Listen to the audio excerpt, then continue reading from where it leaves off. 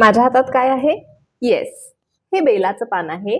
आजच्या 21 पत्रींच्या सिरीज मधलं पहिला वृक्ष आहे बेल.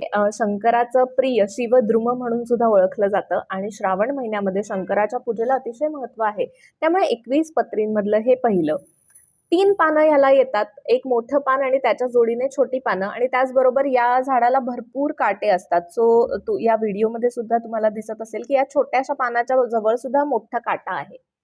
शिवाचं प्रिय हे बिल्वपत्र हे आयुर्वेदाच्या दृष्टीने फार महत्वाचं आहे. दशमुळातलं पहिलं सांगितलेलं गेलं आहे. याची मुळं, फळ आणि पानं हे तीनही औषधांमध्ये वापरलं जातं. बिल्वपत्राचा जेव्हा जेव्हा उल्लेख येतो किंवा बेलाच्या झाडाचा उल्लेख येतो त्यावेळेला ते वातहर आहे, कफहर आहे. त्यामुळे श्रावण महिना असताना जेव्हा वात आपोआपच वाढलेला आहे, या काळामध्ये वेगवेगळ्या औषधांमध्ये म्हणजे अगदी दशमुळापासून बिल्व तेलापर्यंत अनेक औषधांमध्ये बेलाचा उपयोग केला जातो. अतिसार म्हणजे या काळात पाणी बिघडलेलं असतं त्यामुळे बरेचदा डायरिया सारखे विकार होतात.